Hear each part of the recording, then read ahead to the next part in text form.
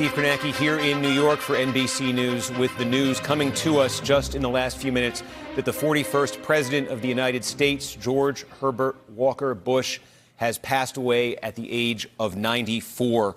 A statement coming in just a short while ago from George H.W. Bush's son, George W. Bush, the 43rd president, saying that his father had passed away. The entire Bush family, he says, is grateful for 41's life and love, for the companionship of those who have cared and prayed for Dad, and for the condolences of our friends and fellow citizens. George H.W. Bush, the President of the United States for one term from 1989 to 1993. And NBC News' Lester Holt has a look back at his life. I come before you and assume the presidency at a moment rich with promise. For George Bush, becoming president was the capstone of a lifetime of public service that would also include being the father of a president. In fact, the Bush family has been among the most prominent in American political history. But while George Herbert Walker Bush grew up in wealth and privilege and went to the best schools, he also learned the importance of serving his country. A Navy pilot during World War II, he was shot down over the Pacific and rescued by a passing submarine, the moment incredibly captured on camera.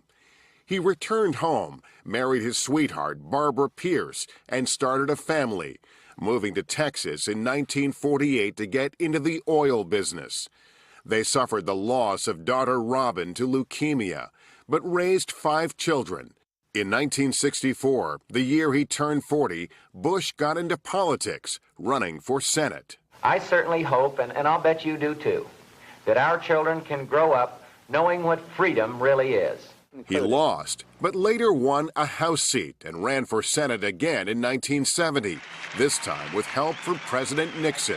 And George Bush, in my opinion, is the best man for America. When he lost again, Nixon appointed him ambassador to the UN. I consider myself a very lucky guy.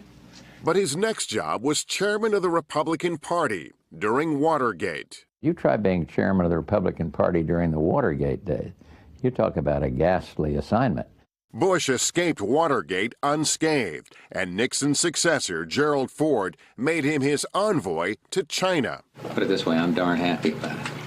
Just a year later, an even bigger assignment. Director of the Central Intelligence Agency. CIA, I loved. 1 year only, but I just loved it. I loved defending the culture at a time when everybody was down on it. When Ford lost to Jimmy Carter, Bush left the CIA. What he will do next, he didn't say. What he did next was run for president. I do pledge a new candor. Bush lost the nomination to Ronald Reagan in 1980, and his political career seemed over until this stunning announcement. That George Bush be nominated For 8 years, Bush was Reagan's loyal vice president, surviving questions about his role in the Iran-Contra scandal to become Reagan's heir apparent. I am here today to announce my candidacy for President of the United States. Bush emerged from Reagan's shadow. I want a kinder and gentler nation.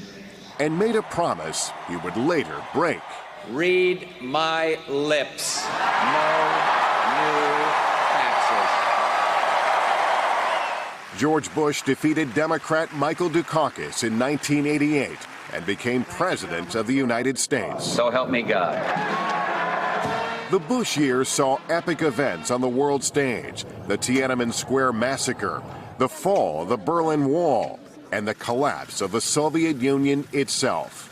By the grace of God, America won the Cold War. But his presidency's defining moment was Saddam Hussein's invasion of Kuwait.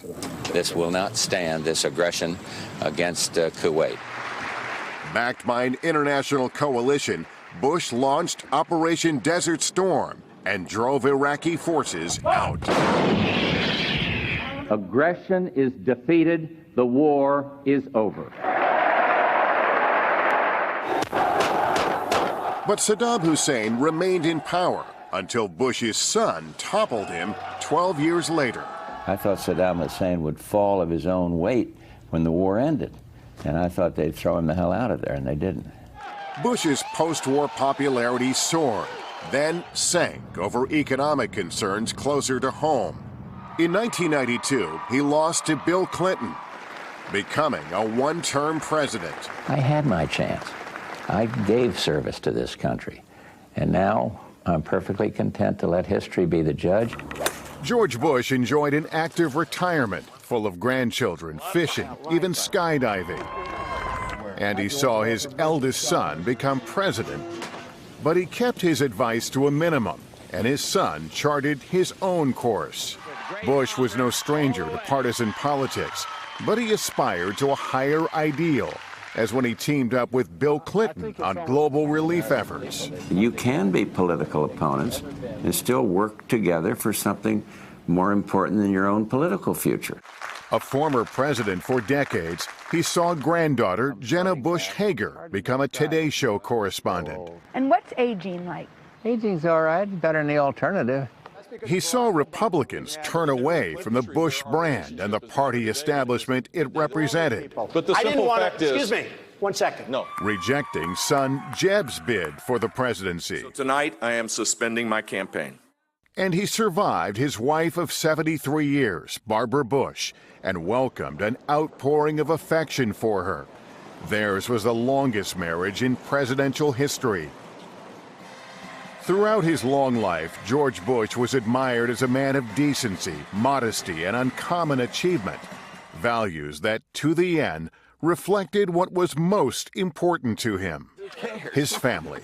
I just want to get up into heaven, and I don't get there by bragging on myself. My mother told me that years ago. Hey, NBC News viewers, thanks for checking out our YouTube channel. Subscribe by clicking on that button down here, and click on any of the videos over here to watch the latest interviews, show highlights, and digital exclusives. Thanks for watching.